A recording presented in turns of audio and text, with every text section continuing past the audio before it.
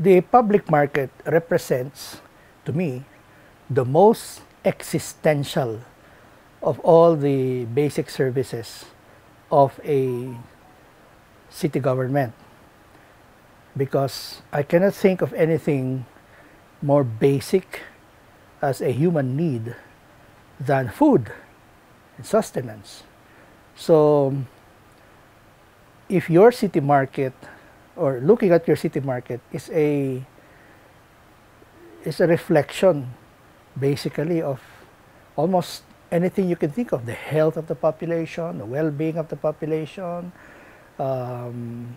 how that city is organized, how it functions, its efficiency in delivering basic services. In a parallel to a household, the city market is your kitchen. No? You can have the best time in the sala, in the bedroom, but you will starve without a kitchen. Ganun ka basic ang city market, in my view. Why do you think is private capital or enterprise interfering with public government projects like the market? Why do you think it's bad for the market? Well, it's not interfering so much as it's trying to substitute itself for what should be ideally a government function. Yung public-private partnership as a concept has been so abused and overused, and it is giving rise to a new kind of government management philosophy, where the central organizing principle is to outsource all the basic functions of government to the highest bidder. So that's where the problem comes in, because, for instance, yung city market, when you invite a private company to take over the city market, the only central city market in Baguio City, to me, that is an abdication of the essence of being a city. It's a surrender of the government's obligation to provide its constituents a basic function, as basic as delivering the food that keeps them alive. So why would you place such an important function in the fickle hands of a company whose main concern is basically the bottom line of its operation? These private companies, these are not non-profit organizations. They shouldn't be. Every company should make profit. That's the whole essence of their existence. But that is in conflict with the function of a government. The ideal government is one that at the end of the year is zero balanced. Meaning, at the end of the year, a local government should have no more fiscal potential. It should have unloaded all of its resources for that fiscal year, delivering the basic goods to the people. Government has no business trying to mark up or trying to establish a record in having the most surplus.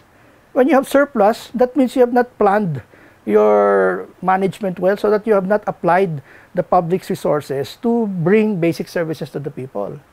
So there is a conflict when you talk of a government that is not supposed to operate for profit, yielding its function to a company that exists only for profit. And to me, that is not right. And especially for Baguio City. Kasi, do I just continue on, or we have been looking at the problem of congestion in the city market, which is an extension of congestion in general in the city, including traffic congestion and everything. One of the biggest reasons for congestion is the fact that you have these mega clusters of commercial operations like a market that generates traffic, and generates congestion. By definition, that's what a market is. So there's nothing you can do to decongest a market, because a market typically grows slowly. We don't rehabilitate a market every year. We'd be lucky if we can do it every 5 years or every 10 years. So yung milestones talaga ng development of market are spaced far apart. The interval in terms of years, malaki. So, as early as the 1970s, 1980s, and I have covered city governments from the time of Luis Lardizábal until the time of General Ernesto Bueno, the early 80s, mid-80s. They've always been looking at the problem of congestion in the city market. And after several sincere and genuine studies, hindi yung speculative studies lang. These are studies by people that did numbers and did surveys and did actual interviews. They've discovered that certain basic premises in the market hold true. Number one, there is no way you can continue to expand the capacity of the city public market to catch up with the growing needs of an infinitely growing population. No way. You can never catch up with population growth no matter what you do. You expand your market, population grows and their needs will be greater. They will be sourcing it from the same small market that you had at the beginning. So, hindi kayang habulin. No? So, what the city government began to think in terms of in the 1980s, 1970s was to start to decongest the city market. And they did this by innovating on the concept of yung what we call off-site or satellite markets in the barangays. And we have several of these satellite markets. Started during which administration? This started in the latter part of Lardizábal, but especially ano yan, during the time of Bueno. He's a very underrated mayor, but it was during his time na nag-start yung dispersal ng central market into several satellite markets to the four corners of the city. The idea being that you want to reduce the role of the central city public market in the supply chain and try to devolve some of these functions to the satellite market in the barangays, because you're hitting several birds with one stone. No? Number one, you are decongesting the market because you are making it no longer necessary for residents in far-flung barangays to still have to come to downtown market in Baguio just to buy a bottle of vinegar. No? Secondly, you are now democratizing economic opportunities to the fringes of the city, because each of these barangay satellite markets will be able to develop their own community of vendors, comprising mostly of residents in that barangay. No? Unlike the setup in the city market where merchants, small entrepreneurs come from all different barangays and they all converge at the city market. Whereas in the reverse concept where you have the satellite market, sa mga barangays mismo, doon na nanggagaling mga vendors, doon na nanggagaling yung mga biyaheros, biyaheras. They're not leaving their zone of dominance, their jurisdiction, if you will. No? So that's no. And thirdly, when you have these nodes of development, starting with satellite markets, they will eventually devolve into nuclei, the nucleus of development, into new clusters of commercial establishments. And we can see that happening, for example, if you look at Camp 7. Diba, dati yan, medyo it's out of the way na yung Camp 7. But if you look at Camp 7 now, they have a satellite market which is like parang a tourist pasalubong center. But after that, you already have yung Merrimart and all this. You have you have the whole line of hardware stores there. They even have 2 gasoline stations. A barangay with 2 gasoline stations. Can you imagine that? They have a water refilling station there. It's almost a small independent community in itself. Meron ng bangko doon, may BDO doon. AAA is there. There's a grocery store there. I live in that area, and whenever I can, if I can avoid going to Baguio, I do, because everything I need I can source in my barangay.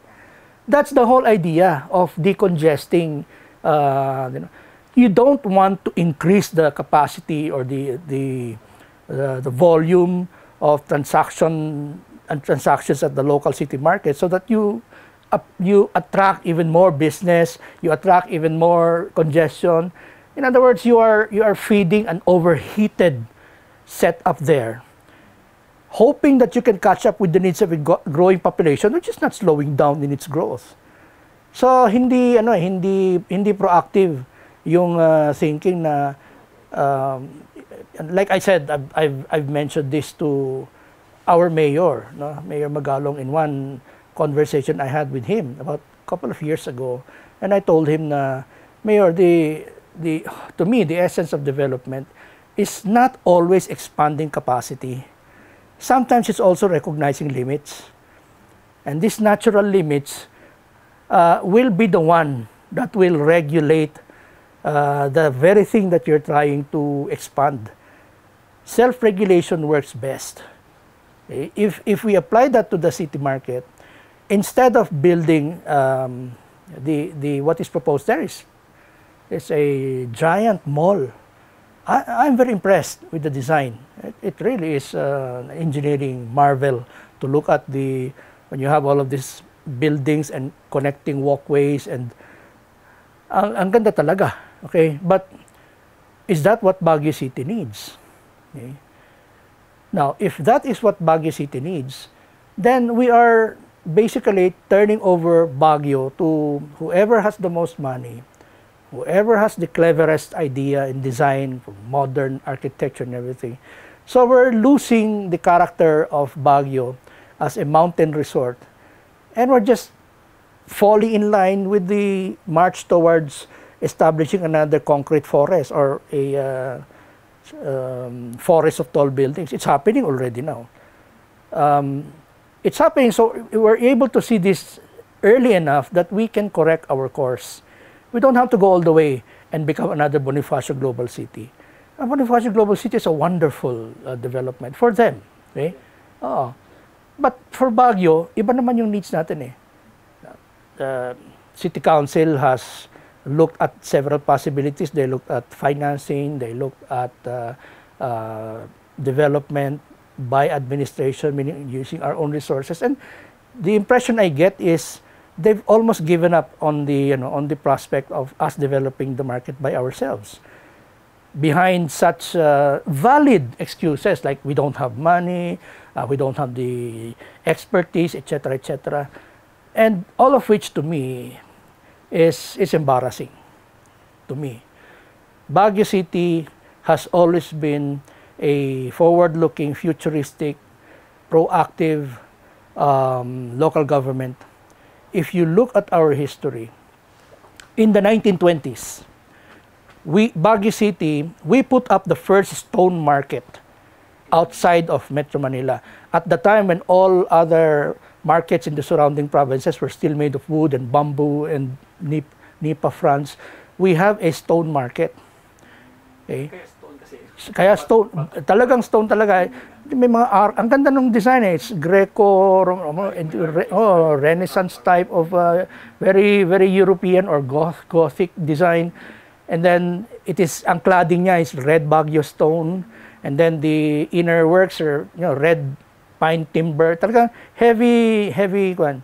It's very impressive in its time. We put up that. And then that's in the 1920s, no? And then in the next succeeding 10 years, that basic stone market had already spawned a sprawling complex of 6 more market buildings. Ngayon, yung fruit section natin, yung shoe section natin, those are all independent. Each market building is to be one section. Okay? And including, we had the biggest hangar market. The first, that was unbeaten for its sheer volume, stall accommodation, and the posh shopping experience. In its time, maybe not now, but in its time, we had the most impressive market. And it was at the foot of a very young Session Road, which in the 1920s was the most modern main street in all of Asia. Can you imagine that? And we're talking about, we had built that market at the time, this is 1920s, when Makati, Bonifacio, Global City, Taguig were still all cogonal wastelands. Diba? That was possible because of America. Well, not really, because the Americans did not stay here for long. Okay, they sent small commissions here, but we did not have up to now, then or now, we did not have a huge American population in Baguio. Diba? We had American mayors, okay?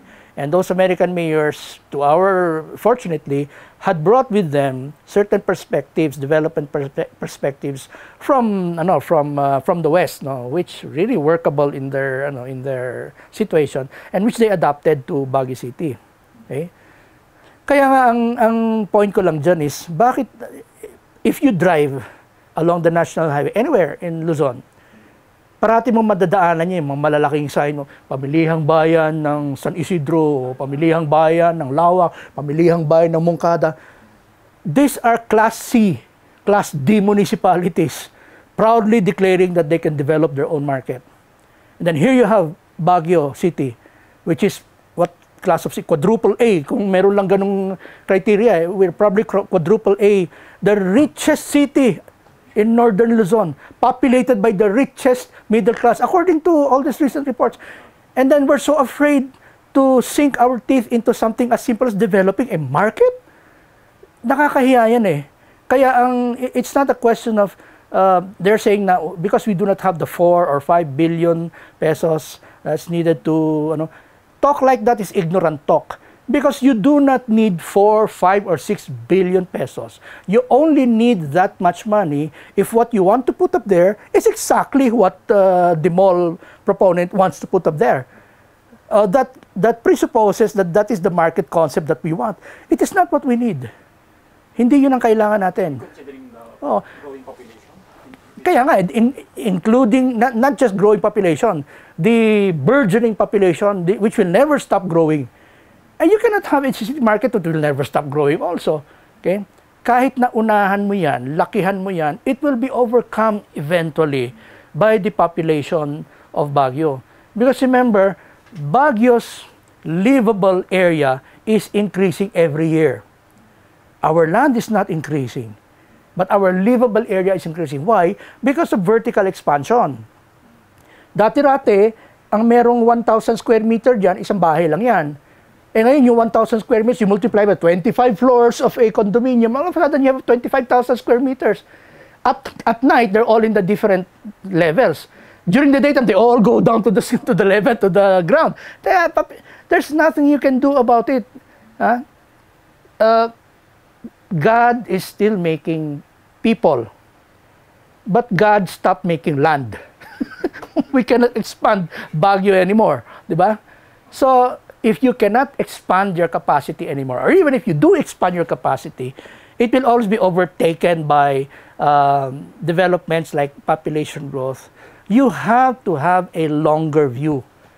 Yun ang challenge ko sa mga gustong maging city officials natin, na huwag naman ninyong mamaliitin yung mga people like us that say anti-development kayo, very narrow yung view nyo, baliktad.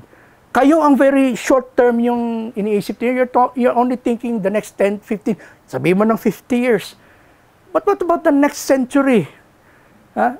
If we allow Baguio to go on its development unchecked, undeveloped, unregulated, and you're going to have, 200 condominiums in Baguio, or 200 high-rise buildings, each one 25 floors, multiplying the livable area and then the population Baguio, they all come down to the ground during the daytime. Saan pupunta yung mga yan?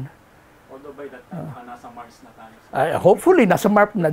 Can put up a satellite. Yun ang literal satellite market, sa buwan or something.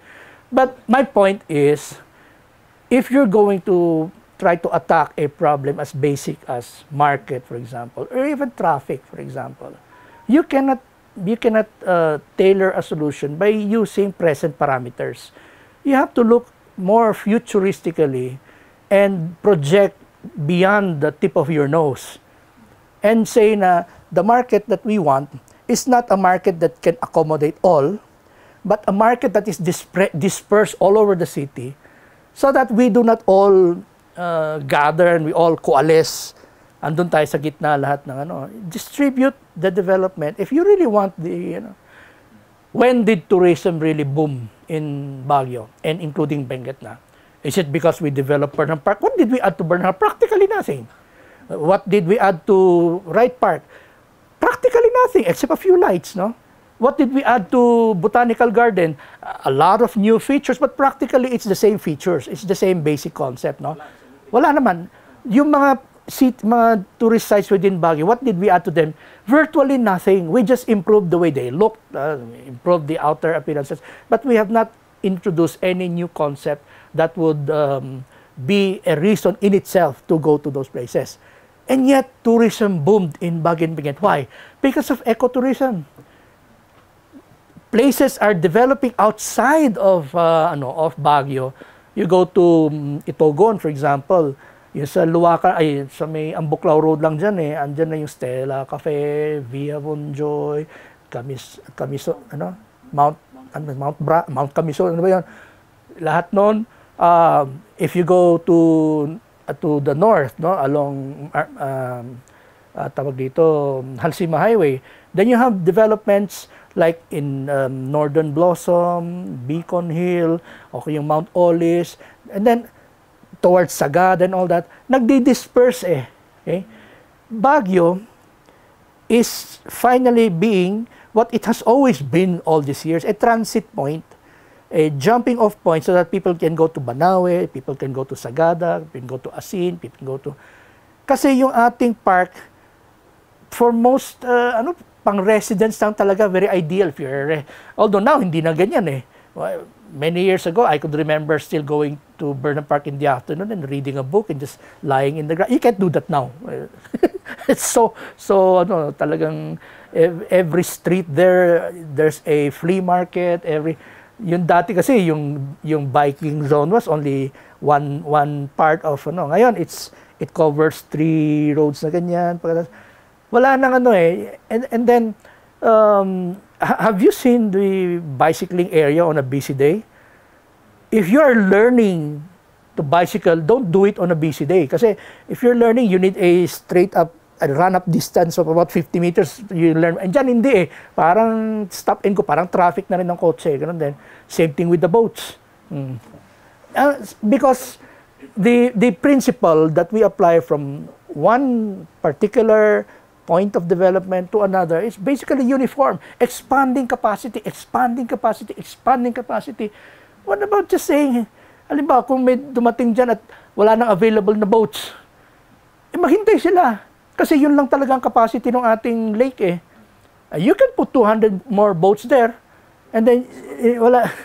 I saw this picture in China where a swimming pool, nakatayo lang doon. Sabi ko, I wouldn't call it a swimming pool. I'll call it a toe dipping pool, or worse, a communal CR. Nakatayo ka doon eh. I mean, that's the picture of the kind of development and congestion management that we're doing in Baguio City. Kaya nga, in my view, we are not really looking for a solution to the market problem. We have found the holy grail of solutions for the market rehabilitation. The only problem is, hindi kasi natin, ayaw natin yung development concept na hindi pagkakapirahan eh. Yun ang mahirap. Okay? When I discussed it with a friend of mine, sabi ko, alam mo, 1980s, alam na ng mga city officials natin in the 80s yung solution. And then somebody said, bakit kasi hindi nila pinurso yung solution? And sabi ko, well, because obviously they're no longer officials. The question is, why did the successors not hold on to the wisdom of the discovered solutions and then treated the problem as a continuum of an effort of a search for solution? Hindi yung every time there's a new set of officials, you clear the slate and start from square one. Hindi umuusad yung Kasi the development is segmented. Unlike in the turn of the century, when Daniel Burnham came to Baguio, he was not looking to design a city only for the next 5 years. No? He was looking to design a city that would outlive him. And true enough, the basic layout of the city is still what Daniel Burnham designed it for. Wala naman tayong binago eh. Binaboy natin, hindi natin binago. I'll give you a perfect example. If you're traveling through Harrison Road, going down Harrison Road from Chinese School, past ano ba yan, BPI, Chongsan, Harrison, and then you reach the Sunshine intersection. Pag maraming sasakyan dyan, talagang nakapila yan. Si Daniel Burnham designed that intersection so that there's a relief alley, yung perfecto street. Yung sinara natin, ginawa na nating park ngayon. Before kasi, pag barado sa, sa may Sunshine intersection, hindi ka naabot sa intersection, you turn right already, and you can go up already to Session Road. Ganon din coming from Otex Street.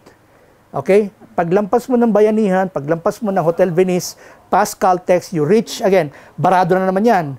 Ang ginawa ni Burnham, meron siyang, if yung sakayan, yung Igorot Park, merong relief street dyan na pwede kang dumiretso doon and then labas ka na ng Harrison. Hindi ka na dadaan doon sa, He designed it such that, he foresaw, in 1909, the traffic jam that would happen in 2025. And he made sure na merong mga relief streets yung ganon. Anong ginawa natin? Sinara natin, ginawa nating park. I like the concept of the park na sinara nila yung Carantes and all that. Beautiful murals, why not? But tell me, have you seen tourists going there? Can you talk to Manila? Have you talked to somebody who's dying to see Carantes Street? Maganda in terms of developing it for the artists and all that. And we can do that without having to close the street. Manila tried it. Nung time ni Lito Atienza. Sinara nila yung Rizal yung avenida. Yung dati papasok ng Plaza Carrion sa may Carriedo and all that, Hidalgo and all that. Sinara nila yan. Para hindi na pumasok ang sasakyan, A. Bonifacio kakanan na. Sinara nila yan. Hindi ka na makakapunta doon sa may escolta. Parang ginawa nilang parang Spanish type na andun lahat, may walkways. Alam mo, it brought traffic talagang all the way hanggang Grace Park na talagang hindi nila na, it was nice to look at, but in less than 2 years, or I think it lasted all throughout Lito Atienza's term. But when Erap Estrada came in, tinanggal niya ulit. Mabuti pa yung simple mag-isip, pero he sees the problem and he sees the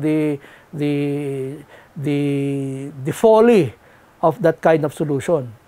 Urban planner talaga. Oh, urban planner. May Daniel Burnham was for also plan New York layout. He designed a lot of cities actually, Boston and all that. Kaya nga yung Baguio City, we had a very good nucleus of a plan. We should have taken advantage of that. Like I said nga, remember the capacity, the rated capacity of Baguio when Daniel Burnham designed it was for about 25,000 residents. We are now what, 400 plus thousand? Ano yan yung static population. But if you talk about the dynamic population, it swells during weekends. On any given weekend, there are at least 1 million people. Just under 1 million people here in Baguio. And if you notice, all throughout Central Business District, no parking. All throughout, kahit saan lang yan. In fact, now that the city has launched yung anti-road obstruction, all throughout the city, in any street, no parking. These cars will not magically get out of the way. The reason there's traffic is because they're having to move around, Hindi sila makapirmi sa isang lugar, and then ayaw nilang paggamit. And it's not like it's a recent lesson that we learned, Pagka nagpa-parking ka, hindi naman nagko-cause ng traffic eh. In fact, pag hindi ka nagpa-park, hindi rin naman nag-i-improve ang traffic. We're not willing to do what it takes to really reduce traffic. And worse than that, we are in denial about what really causes traffic. We think that traffic is caused by people bringing their cars. No, because people don't bring their cars in Baguio for no reason. They bring their cars because they're on vacation, even when it's not vacation time. Di ba? Kasi there was a time talagang very defined ang tourist season sa Baguio. We had the Holy Week, that was the flagship affair, activity, and tourism industry before. Pag Holy Week talagang you can expect traffic and everything. Oo. Pero the rest of the year, parang ano yan eh, parang rice field na pagkatapos mag-harvest, wag muna yung taniman, fallow period, para mabawasan na yung asim ng lupa. And then after a while, saka ng taniman. Ganun dati ang Baguio. Meron tayong peak tourism season, then may off-season where the city repairs itself. The city, the residents, they run the course of their lives in normal, not seeing too many tourists. And then after pagpasok ng towards the end of the year, Christmas, magpipick na naman yung ano. But we discarded that. Kasi now, we work overtime, whipping up one tourism activity after another. Hindi natin palulusin ng January na walang flagship tourism activity dyan eh. Hindi natin palulusin ng February. Buong February, February is Panagbenga month. Dati-rati, when we observe a special occasion, halimbawa, Independence Day is 1 day lang, Women's Month is 1 month. Gay Pride Month is 1 month. Lahat ng natin. Dahil pang Independence Day, wala tayong Independence Month. 1 day lang Independence Day natin. Hindi pa natin ino-observe talaga ng... It used to be, when I was young, growing up as a little boy in Baguio, that was the biggest parade in my time. Dalawa yan Baguio Day at saka Independence Day. Okay? Independence Day was the biggest civic military parade in Baguio. And then yung Baguio Day is the biggest institutional parade. And then during the Christmas yung Mardi Gras. So tatlo lang yan plus Holy Week. Ngayon hindi every month makakaisip tayo ng paraan para isasara natin Session Road every week. Talagang magge-generate talaga mga tao rito kasi tiyanggi may tiyanggihan yan At yung mga nagtitinda dyan, hindi naman lahat yung taga Baguio. In fact, karamihan dyan, traveling traders talaga. Talagang professional trade fair exhibitors na they do the rounds, they do the circuits of all these municipalities every year, lumilipat-lipat sa mga piyesta-piyesta. And Baguio is in their calendar several times a year. Kaya ganun. Kung ganun ang gagawin mo, pagkatapos biglang magkakaroon ng congestion, and then all of a sudden, you're going to punish the people that did not cause the congestion. Tayo mga residente, pagbabayaran ka ng congestion, teka muna hindi naman kami kagagawan yan Kami nga, biktima ng congestion, kami pa ngayon magbabayad. We will be the one to carry the cost, to bear the cost of congestion so that some swivel chair urban planner or expert can say that he solved the congestion problem. I think that's and my challenge to the city officials, both incumbent and aspiring to be city officials, is you have to look beyond transactional politics and for crying out loud, for once and for all, rediscover what it really means to be a public servant. Rediscover what it really means to have the interests of the city at your heart, foremost and above all other considerations. Kahit na magalit na yung kaibigan ninyo, kahit na magalit yung kaalyado ninyo, magalit na ang big business sa inyo, you are indebted to the people that elected you in office. They're the ones that put you there. Don't sell them down the river with all of these PPP projects. I have nothing against PPP. PPP has made it possible for Manila, which is far gone. Wala ka na magagawa sa Manila talaga. There's no other planning you can do for Manila. Okay? Kasi that's where traffic happens, not as an activity. It's a daily phenomenon to them already. Okay? Kumbaga, paggising na Manila, traffic na agad ang nangyayari sa kanila. So, and Manila is not unique in that sense. All big major cities, whether New York, Chicago, Boston, Texas, all of this, talagang multi-level nga yung kanilang mga travel ways, Kasi in the same way that you expand vertically your residential area by putting high-rises, when these people go to the streets, you have to expand also the traveling area. So, meron silang multi-level. Ganon sa Manila, merong ground thoroughfare, and then you have the skyway, and then ngayon, triple level na yata ang balak and everything. Those are undertakings for which local governments may not have the size or the scale of capital needed. And then yan talaga yung public-private partnership. So like I said, if you're going to put up an airport, a seaport, ganyan. But if you're going to put up a market, for crying out loud, it's just a market. Wag naman na kayong tumawag ng ganong kalaking yung sabi nga ng ano, ni Confucius, ang sarap i-misquote si Confucius. Confucius say, no? Do not hit a mosquito with a cannon or something like that. 'Di ba? Yung problema maliit lang, market lang eh, napaka-existential lang. Just where people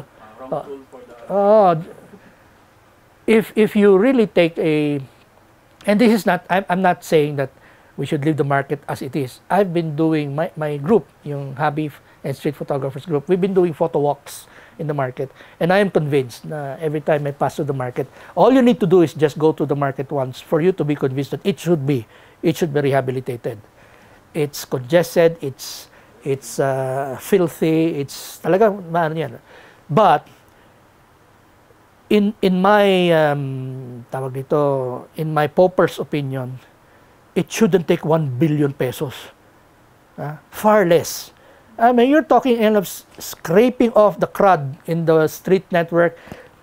Baguhin mo yung pavement, gawin mo yung vegan stone kung gusto mo, gawin mong cobblestone yan, yung road, yung connecting roads. And then lahat ng mga market buildings, just strip away all those illegal additions that they made and restore it to the original stone facade, and then look at the interiors and then remove all of those illegal additions and everything na hindi naman dapat may living quarters dyan eh. These are just markets eh, no? Market building lang. And then restore the roof and all that. Tanggalin niyo yung mga pinaglalagay. Alam mo, pag umuulan, tinatamad lang sila maglagay ng, so they made it permanent na yung rain protection. It's part of the seasonality of market is there are certain days na talagang hindi ka magma-market. Okay? Eh ngayon kasi people regard their selling in market as a right, parang ganoon. Hindi eh. In other places, meron ang market day eh, di ba? Even up to now sa provinces, may mga municipalities na Mondays their market day or Wednesday. Sa Baguio, every day is market day. Okay? So talagang pag umulan yan, every season is market day, necessarily talagang there will be certain inconveniences. Pero we don't need that much money. No, first of all, I don't think we should put up any new structures. Just rehabilitate the old structure. Bring it to its native volume or capacity. Bring it to its native capacity. And then determine ano yung overflow na hindi niya kaya. Yan ngayon ang ilabas mo sa mga satellite markets.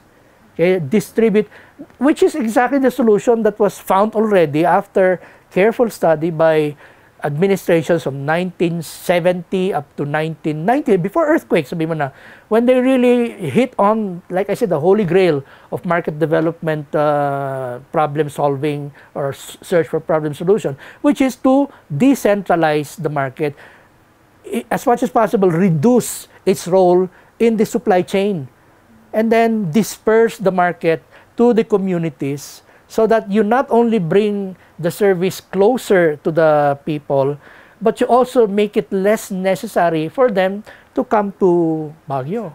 Oh, ganun sana ang yan ang development. Now, I would concede na if I were a city official, that takes a lot more doing.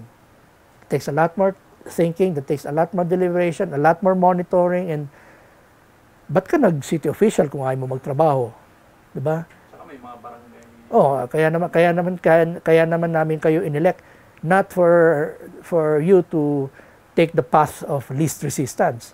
PPP na lang eh. Diyan na yung wala na tayong gagawin kundi hindi naman nag-work lahat ng private public partnership eh.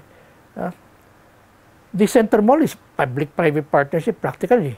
Okay? Asan yung mga vendors? Oo. Pag pumunta ka sa Center Mall, it's an embarrassment of a mall kung ano mo yan. Tingnan mo na lang yung tingnan mo na lang yung the perfect example na you don't need a megalomaniac structure or budget. You think if you sink money into it, it solves the problem. Look at Maharlika Livelihood Center. Intended for 25 stories. They started constructing that in 1974. I was in grade 4. Madali ko maalala kasi sumasabay lang yung digits sa grade 5, grade 6, 75, grade 6, 76. They started that in 1974. Do you know that they drove hard piles, stock pile, into the swampy area, because that's swampy, part of Burnham yan eh, swampy.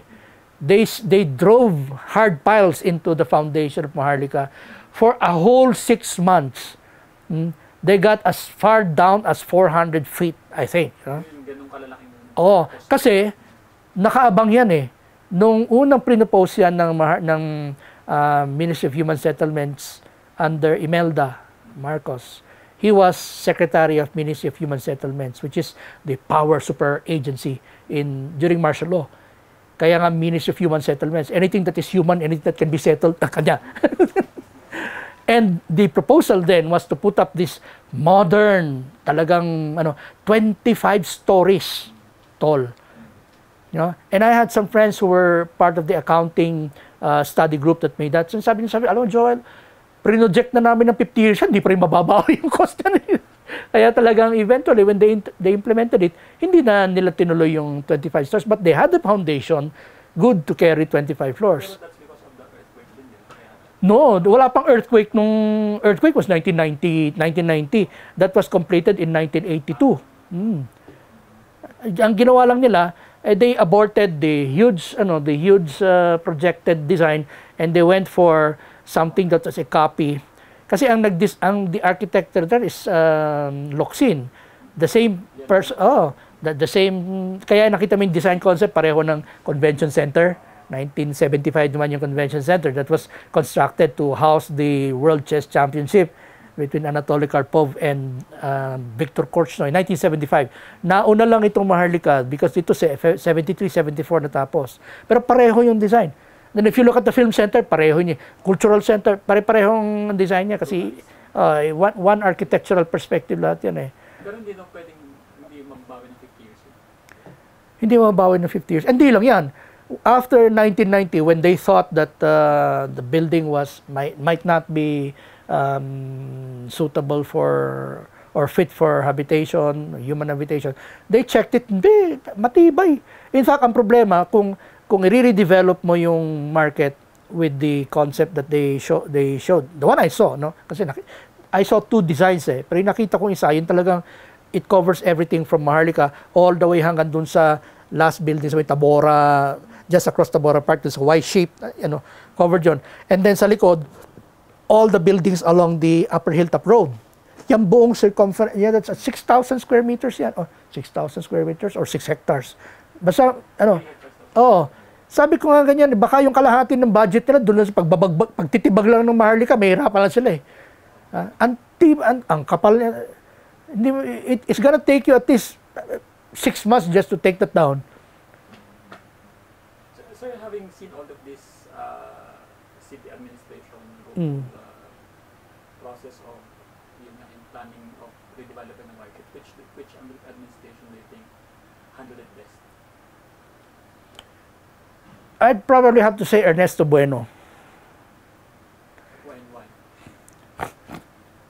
Kasi doon nagsimula yung yung realization na Baguio has to denucleize,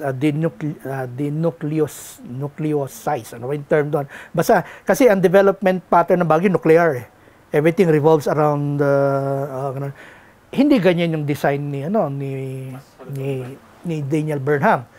If you look at the topographical history of Burnham Park, yan naman yung you had a central, ang tawag yan Baguio Axis, which was even one of the theme of the floral parade noon, yung Baguio Axis, where you have City Hall, Rizal Park, Burnham Park, Convention Center. Yan ang Baguio Axis na tawag. Dinisign ni Daniel Burnham. And then, ang ginawa ni Daniel Burnham, there are housing developments in the outskirts. Kumbaga sa Quezon City, New Manila in the 70s, when yung Project 4, Project 8, yung mga project. Before that, meron ng ganun si Daniel Burnham. Kaya yung mga the early contingent of before we had the Philippine Constabulary, Philippine PNP, may Philippine Scouts noon eh. Lahat ng mga servicemen noon, they were in one area, yung Scout Barrio. Ayan. Pagkatapos yung if you look at all the subdivisions, lahat yan puro mga housing subdivisions yan. Palma is a subdivision. Lourdes is a subdivision. QM, which is Quirino Magsaysay, those are subdivisions, lahat yan. And then if you look at Aurora Hill, that used to be a subdivision. Lahat ng mga residential naka-cluster around the city. It was never intended na city would be a residential, which it is now. Okay, ang dami na, ilan ng condominium natin dito. Noon nga, nag-iisa lang ang dyan, Juliana Apartments lang, which is 1930s, I think, 1940s. Okay, and then, talagang, ang ganda ng pagkakadesign ni Daniel Burnham. What we need to do is go back to his design and see what was, but during the time of Ernesto Bueno, doon nagkaroon ng rediscovery, an attempt to rediscover the original design of Baguio City. And let's try to look back and put ourselves in the shoes of the pioneers of Baguio, the city fathers of Baguio. What did they envision Baguio to be? Did they really envision Baguio to be like Manila? Apparently not. Bakit? Kasi inilayo nila yung mga core of national government institutions like Mansion House, napakalayo, remote na talaga dyan. John Hay, napakalayo, remote na. Yung Baguio Animal, sa may Santa Tomas, yung Baguio Farmhouse yun, yung dairy farm, yun. Layo talaga. Kasi ang gusto talaga nila is Baguio will be only a, something like a daytime town. Na you only come to Baguio, in town partly ganun din naman ngayon talaga. You only come to Baguio to do things that you normally cannot do in the residential districts, but you don't really stay and live in the city itself, no. Ganun ang niyan. So ang ginawa it started during the time of Bueno. And then it continued on to those that came after him. Yung mga post-martial law mayors na pumasok na, of course, nagkaroon tayo ng mayor na magaling din, but he was not elected. He was only an OIC, si Francisco Paraan at the time. He continued, kasi military man din yan si Francisco Paraan. So alam niya they were talking, they were on the same page as Bueno, and there was a handover of the I would say the hypothetical concept of how to decongest Baguio. So tinuloy yung tinatawag na circumferential road project.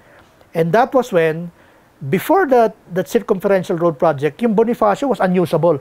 It was a one tiny lane, parang back entry corridor na papunta sa DCWT noon, maliit lang na yan Pero binuo nila all the way hanggang makalabas na ng YMCA, and then they widened it, they made it 2 lanes na sinimento na nila, so that all the traffic that used to go only through Magsaysay Avenue, nag-split na into 2, pwede nang umikot dito sa may Bonifacio Circle, SLU, and dadaan dito sa Circumferential Road. Now, that is on Baguio's east side. On the west side, they developed itong Gisad Circumferential Road and the Bukaucan. Kaya pinaganda nila yan. And then, lahat ng dating dumadaan na Trinidad jeeps na dati Magsaysay lang, hinati na naman, pinunta sa, There was a scientific basis planning pagkatapos yung dito sa may, on the southern side, they developed M. Rojas, which is another circumferential road. They were developing all these small roads and widening them and making them more thoroughfare friendly, so that talagang konti lang yung dadaan sa That is a proactive solution. Kasi gumagawa ka ng alternatives. Yung congestion fee, that's a punitive solution. Yung lahat ng pasok, paluin mo lang, hahambalusin mo lang ang congestion fee. Wala ka namang ginawang bago. Wala ka namang inintroduce na bagong thoroughfare. Gusto mo lang magkapera, nangolekta ka lang ng congestion fee kasi hindi naman makakangalin tao. It's not like, sabi nila, well, so that we want people to schedule their trips para hindi sabay-sabay. Pwede mo bang i-schedule yung pagpasok sa opisina? Pwede mo bang i-schedule yung pagpasok sa eskwela? Some people have to go into the central business district as a matter of course and a matter of necessity. The only people that go to central business district as a matter of leisure are tourists. And those tourists, kahit sige mo sa hindi aangal yung mga yan kasi nasa budget nila yan But not in central business district. You set up your collection booth at the entry points of the city. Okay? In fact, that was the original intention of congestion fee when it was first introduced in 2019. Ang unang nag-sponsor ng ordinance is Council Yangot. Actually, siya yung unang nagpasok ng ordinance that invented the concept of a congestion fee, but he envisioned it to be collectible from tourists coming into Baguio, bringing their own vehicles. And at the time, the suggestion was I think 200 pesos per vehicle mapapasok sa Baguio. I am all in favor of that. Kasi ganun din naman, pagpapasok ka naman sa Boracay, ganun din naman, meron din namang environmental fee and everything. But the environmental fee, hindi sinisingil sa mga taga Boracay. Yung mga turista na papasok. Itong congestion fee, sinisingil sa lahat. Turista minsan lang magbabayad. Yung residente, 365 days a year magbabayad. There is no justice in it. That's why it's really an inane idea. It's unconstitutional also. Kaya, but the sad thing is, once people are convinced that they can get their hands on something like 5 or 6 billion pesos if they implement that project, it's practically impossible to make them let go. That's why this is a call for, kung meron pang natitirang patriotism sa puso ng mga city officials natin, incumbent and aspiring, can you look beyond that and really ponder, rather than pandering to the convincing, legitimate, and persuasive, technical analysis of these experts, why don't you just follow your heart and follow what your heart tells you is good for your the people that elected you, the people of Baguio, the residents of Baguio. Kalimutan nyo na yung, I can't tell you to give up whatever valuable considerations might surround or attend that project, but all I'm saying is, you can't bring it with you. You can't take it with you when you die. But your legacy will be left behind. Na sana ang legacy ninyo, talagang hindi nyo pinabayaan yung city to become just another concrete forest and just another profit collection center for big business. I hope it speaks to the innermost better angels of our nature as city officials to think about these things.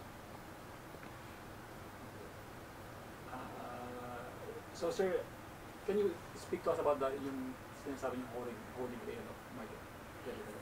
No, kasi maraming, in the search for solutions to the market, marami rin namang in-investigate ang previous administrations, no?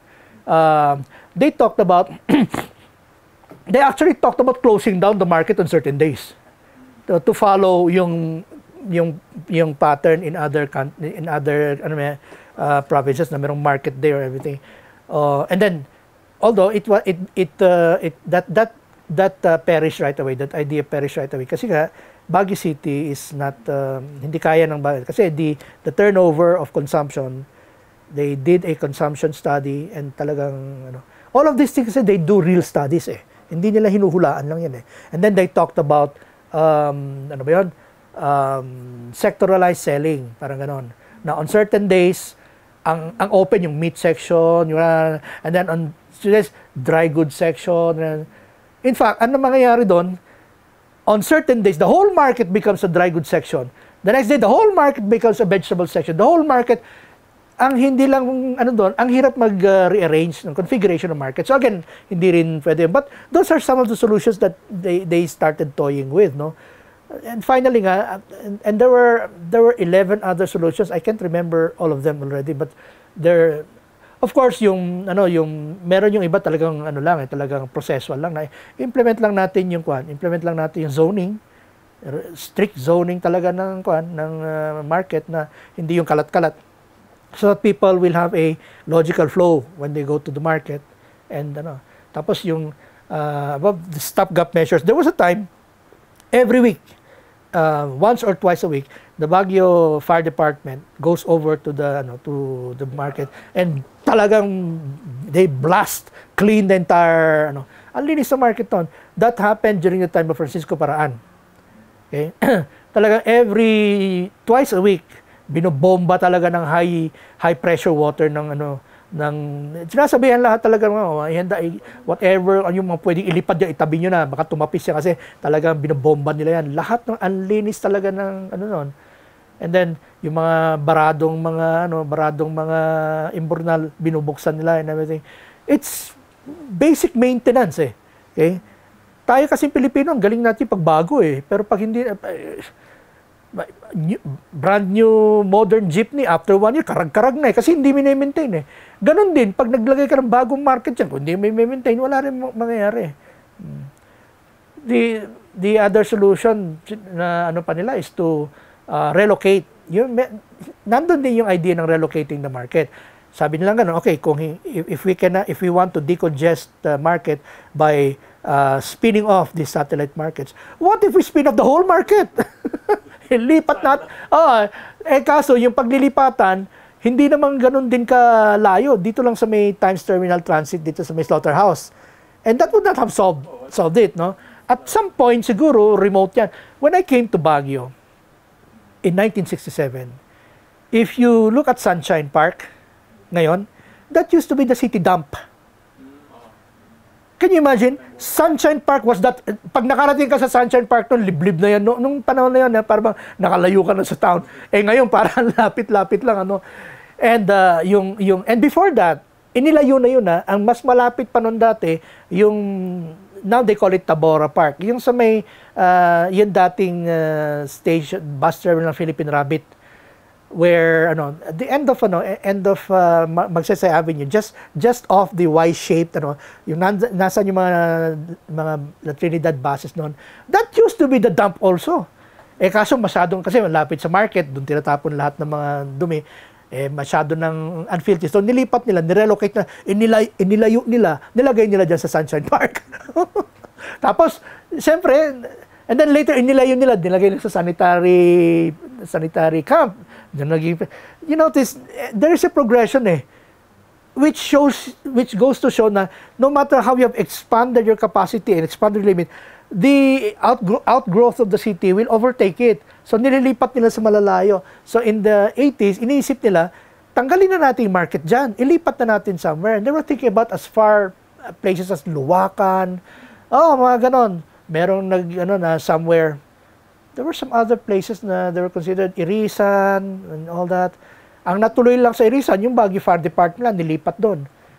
Kaya pag may sunog sa Baguio, it takes them, instead of 15 minutes to respond, it takes them 30 minutes to respond. That's not a... Pero would you know any public markets sa ibang lugar na they still cut their lahat. You go to Pangasinan, look at all the public markets. Ang nagbago lang yung Go to San Fernando.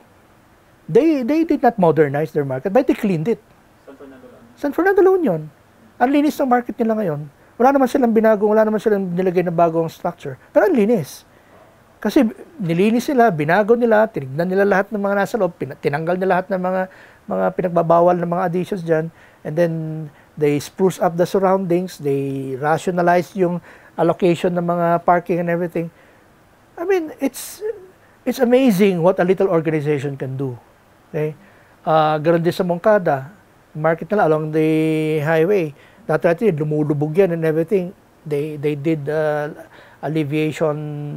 flood alleviation measurements, and then they expanded outward. If you go to Rosales, Pangasinan, ganun din. Sabi nga pati yung maliliit na municipal like Anao, nakakaingit yung market nila Or if you go to Binmali, ang ganda-ganda ng market nila Hindi naman nila nilakyan. But, nilinis nila. Lumalaki rin yung population nila, but the population there kasi it's a resident population wala naman masyadong tourists sa mga places na ganyan Tayo kasi, we can control our resident population somewhat. What's your hope for the city market? My hope for the city market is that it just be returned to what it looked like in the 70s or in the 60s. Kasi inabutan ko yan. Pagbibili kami ng sapatos, I was so excited pagbilihan ng sapatos kasi yung shoe section na yan, ang ganda niyan. I will tell you something. The shoe section in market, opposite that is the chichirya section. Okay? In between that is a new vegetable section, lechon section. Wala yan dati. That used to be a park. So that pag nagmamalengke ka, you can sit somewhere. Then, park yan dati Parang yung sa Bamarva, that used to be a park. Okay? There were parks within the Baguio market. Ganun ka gentle, ganun ka sophisticated ang Baguio in the 50s, 60s, 70s.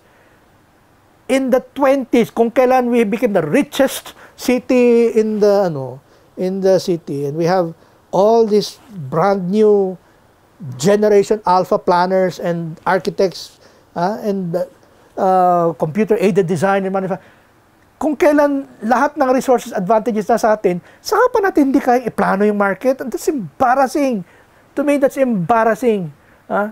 All you have to do is restore the market to what it used to look like in the 70s. Don't change anything. Palitan lahat ng bulok na kahoy, palitan lahat ng kinakalawang na yero. Ilabas mo ulit yung stone cladding ng mga market na yan. Linisin mo yung mga walkways yan. Gawin mong cobblestone para maganda. Bongkalin mo lahat ng mga sewer niya. Lagyan mo ng malalaking concrete coated pipe na to convey sewages.